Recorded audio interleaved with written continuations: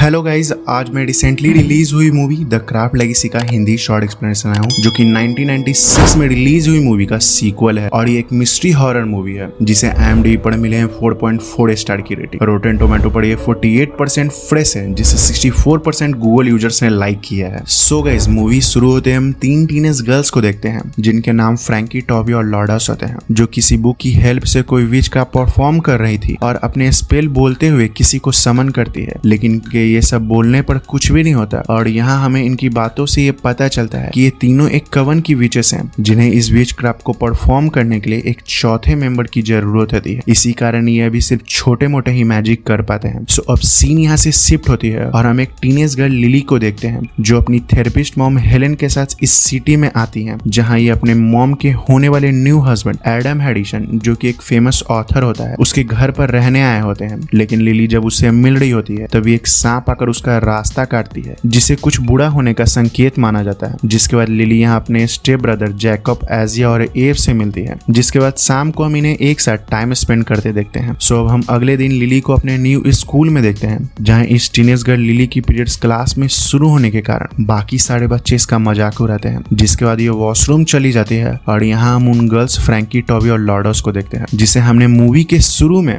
विच craft perform करते देखा था, जो वॉशरूम में आकर अपनी एक एक्स्ट्रा पैंट लिली को देकर उसकी हेल्प करती हैं। जिसके बाद इनके बीच दोस्ती हो जाती है। फिर ये सब कैंटीन में आती हैं, जहां सभी लोग इनका मजाक उड़ा रहे थे। यहाँ हम एक लड़के टीमी को देखते हैं, जो इन गर्ल्स का कुछ ज्यादा ही मजाक उड़ा रहा था। यहाँ इन गर्ल्स को लिली के गले में एक लॉकेट दिखती है, जो उनके उस विच क्राफ्ट की बुक में बनी एक इमेज से काफी मिलती जुलती लग रही थी, इसलिए ये वीकेंड पर मिलने के लिए डिसाइड करती हैं। सो हम रात को इसे अपने नए फैमिली के साथ टाइम स्पेंड करते देखते हैं, ताकि ये सब एक दूसरे को अच्छे से जान पाए और इस नए फैमिली में खुद को एडजस्ट कर सकें। खैर, अब हम लिली को अपने घर में घूमते देखते हैं, जहां उसे इस घर में काफी स्ट्रेंज फीलिंग हो रही थी। तभी वो सांप इसे अपने घर में दिखता है। जिसके बाद इसे कुछ विजन आते हैं और एक भयानक नाइटमेयर के साथ ये सुबह जगती है। सो अब हम लिली को अपने स्कूल में देखते हैं, जहां वह बुली बॉय टिमी इसे परेशान करने आता है, जिसे वह बिना टच किए ही एक जोर का धक्का दे देती है, जिसे सभी स्कूल के बच्चे देखकर शॉक हो जाते हैं और उसे भी समझ नहीं आता कि आखिर ये सब कैसे हुआ। इसके बाद जब वह क्लासरूम में बैठी होती है, तब यह तीनों गर्ल्स उसे टेलीपैथी यानी उसे अपने माइंड से कम्युनिकेट करती है और कहते हैं कि अगर तुम मुझे सुन सकती हो तो हमसे बाहर आकर मिलो। जिसके बाद वह ऐसा ही करती है, जहां ये गर्ल्स इसे देखकर खुश हो जाती हैं, क्योंकि लिली भी उन्हीं की तरह एक विच होती है, जिसे ये गर्ल्स काफी टाइम से ढूंढ रही थी, जो अब इनकी एक चौथी मेंबर होने वाली थी, जिसे अपने पावर और विच होने के बारे में अभी तक कुछ भी नहीं पता था। सो अब ये गर्ल्स लिली को अपने कवन के बारे में बताती हैं, जहां गर्ल्स इसे बताती हैं कि हम चारों अलग अलग direction east, west, north and south हैं और हम सब का एक एलिमेंट है अग्नि, वायु, जल और पृथ्वी, जहां ये सभी मिलकर किसी भी मैजिक को परफॉर्म कर सकती हैं, जिसके 4 स्टेज हैं। पहले में हमने टेलीकिनेसिस से टिमी को धक्का दिया था, क्योंकि हम चारों उस टाइम यही सोच रहे थे। इसके बाद हमने टेलीपैथी से एक दूसरे से कम्युनिकेट किया और चौथे स्टेज में हम अपनी शेप शिफ्टिंग यानी कि अपना रूप बदल सकते हैं, जहां ये लोग अभी 3rd स्टेज में होते हैं। सो अब ये लोग इस मैजिक को परफॉर्म करने की तैयारी करते हैं, जिसके लिए सबसे पहले एक सर्कल ड्रॉ करते हैं, जो इन्हें बुरी आत्माओं से प्रोटेक्ट करेगी। जिसके बाद ये सभी अपनी अपनी डायरेक्शन में बैठकर अपने अपने एलिमेंट को समन करती हैं और कुछ स्पेल बोलती हैं। तभी हम देखते हैं कि इस मैजिक से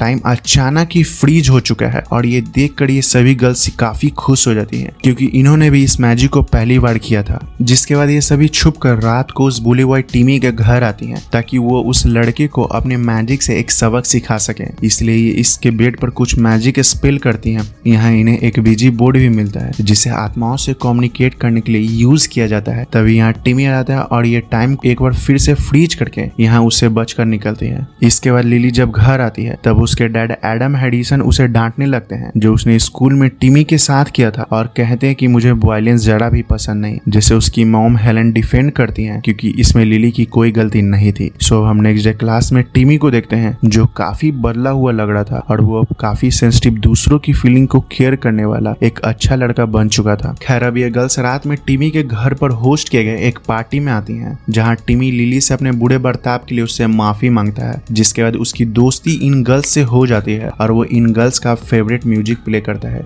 इसके बाद ये गर्ल्स इस पार्टी में एंजॉय करती हैं। इसके नेक्स्ट मॉर्निंग हम टिमी को स्कूल में इन गर्ल्स के साथ घूमते भी देखते हैं। सो हम नाइट में लिली को अपने फ्रेंड के साथ घर पर देखते हैं जहां उसके स्टेप ब्रदर एजिया गेम खेल रहा होता है, लेकिन टिमी के आते ही वो यहाँ से चला जाता है, जो उसके भाई जैकब के साथ नाइट में स्टडी करने के लिए इसके घर पर आया था। और अब टिमी यहाँ इन गर्ल्स को ज्वाइन करता है, जिसके बाद ये सभी अपनी सीक्रेट शेयर करने वाली एक गेम खेलते हैं जहाँ टिमी ने बताता है कि वो एक बाइसेक्सुअल गे है जिसने अपने बेस्ट फ्रेंड जैकब के इल्डर ब्रदर एजिया के साथ सेक्स किया है, जिसके बाद से एजिया ने उससे बात तक नहीं की है और शायद इसी कारण एजिया टिमी के आते ही यहाँ से उठकर चला गया था, जिसके गिल्ट में टिमी अब रोने लगता है। तभी लिली के डैड आ जाते हैं और लिली के फ्रेंड यहाँ से चली जाती हैं। इसके बाद हम लिली को अपने फैमिली के साथ डिनर पर देखते हैं जहाँ उसका स्टेप ब्रदर एजिया डिनर पर भी नहीं होता। सो हम इसी रात देखते हैं कि लिली टिमी पर एक लव स्पेल करती है, जो आज रात उसके भाई के प्रोजेक्ट में हेल्प करने के लिए इसी के घर पर रुका था। जिसके बाद टिमी इसके बेडरूम में आता है और ये दोनों एक दूसरे को किस करते हैं। सो इसी रात हम एजिया को लिली के रूम में नाइट वॉकिंग करते देखते हैं, जिसे लिली देखकर काफी डर जाती है। सो हम नेक्स्ट मॉर्निंग क्लास में देखते हैं जहाँ इन्हें एक टीचर आकर बताते हैं कि टिमी ने लास्ट नाइट सुसाइड कर लिया है, जिसकी डेड बॉडी उसके कमरे से मिली थी। ये सुनकर ये गर्ल्स काफी शॉक हो जाती हैं, जहाँ लिली ने बताती कि उसने टिमी पर एक लव स्पेल भी किया था। जिसके बाद इन गर्ल्स को ऐसा लगता है कि टिमी इनकी गलती के कारण ही मारा गया है, इसीलिए ये डिसाइड करते हैं कि अब से ये अपने मैजिक का इस्तेमाल नहीं करेंगे, क्योंकि इनकी मैजिक की वजह से टिमी की जान चली गई थी। सो इसके बाद हम लिली के स्टेप डैड एडम हैडिसन और उनके कुछ मेल फ्रेंड्स के एक ग्रुप को देखते हैं, जिसमें लिली के स्टेप ब्रदर भी शामिल होते हैं, जहां वो इस ग्रुप के वीकनेस को दूर करके उसे स्ट्रांग बनाए रखने की बात कर रहे होते हैं। फिर वो जैकब को बुलाकर उसे अपने बेस्ट फ्रेंड टिमी के बारे में बात करने लगते हैं और जैकब को गले से लगा देते हैं, और ये सब छुप कर लिली देख रही होती है। सो इस नाइट हम देखते हैं कि लिली के स्टेप डैड एडम अपने उस दिन के बर्ताव के लिए लिली से माफी मांगते हैं, जिसके बाद वो उसे दीवार पर टंगी 100 साल पुरानी उनके परिवार की एक शील्ड के बारे में बताते हैं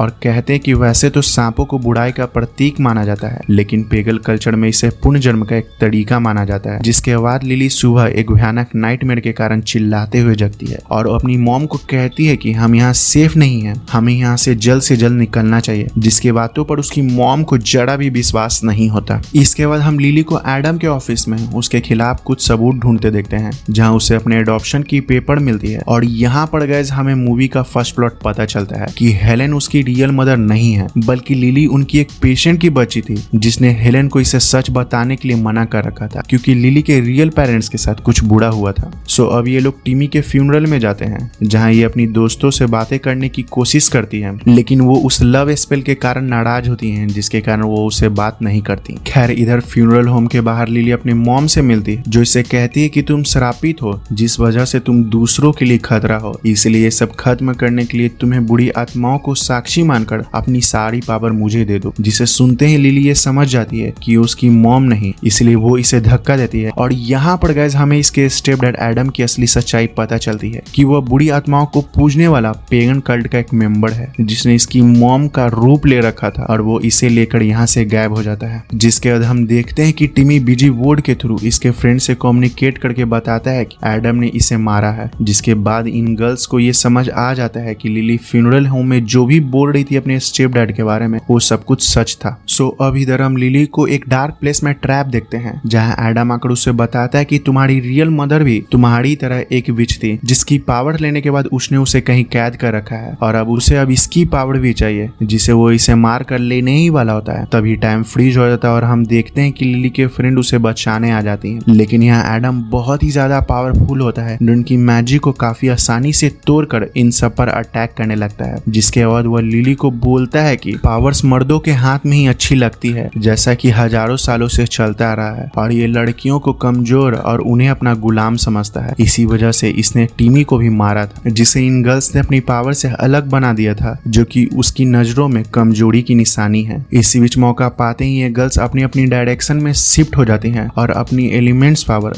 अग्नि, वायु, जल और पृथ्वी को एक बार फिर से समन करती है और उसे बीच में कैद कर लेती है, जिसके बाद वो इस बुरी आत्मा एडम को जलाकर राख कर डालती है। इसके बाद सीन शिफ्ट होती है और हम इस अंधेरे के बाद रोशनी में इन गर्ल्स को देखते हैं जहां इनकी फ्रेंडशिप अभी भी बनी हुई थी। फिर लिली अपनी मॉम के साथ असाइलम यानी कि एक मेंटल हॉस्पिटल आती है जहां वो अपनी रियल मदर नैन्सी से मिलती है। सो दोस्तों, मूवी यहीं पर खत्म हो जाती है और हमारे साथ कुछ अधूरे सवाल छोड़ जाती है, जैसे यहाँ पेगन कल्ट के बारे में ज्यादा कुछ नहीं बताया गया है जिसका एडम एक मेंबर होता है, और ना ही हमें डार्क स्पिरिट के बारे में ज्यादा कुछ पता चल पाता है। इसके साथ ही हमें यह मूवी एक सोशल मैसेज देने की कोशिश करती है जिसे इस मूवी में अच्छे से एक्सप्लोर नहीं किया गया है, जहां मेल खुद को फीमेल से सुपीरियर समझने की भूल करते हैं जो काफी लंबे टाइम से चलता आ रहा है। But end of the day equality is more important than anything else. So I hope guys आप लोगों को इस मूवी का हिंदी शॉर्ट एक्सप्लेनेशन पसंद आया हो तो आप इस वीडियो को मेरे मोटिवेशन के लिए एक लाइक जरूर दें। साथ ही इस चैनल को सब्सक्राइब करके बेल नोटिफिकेशन को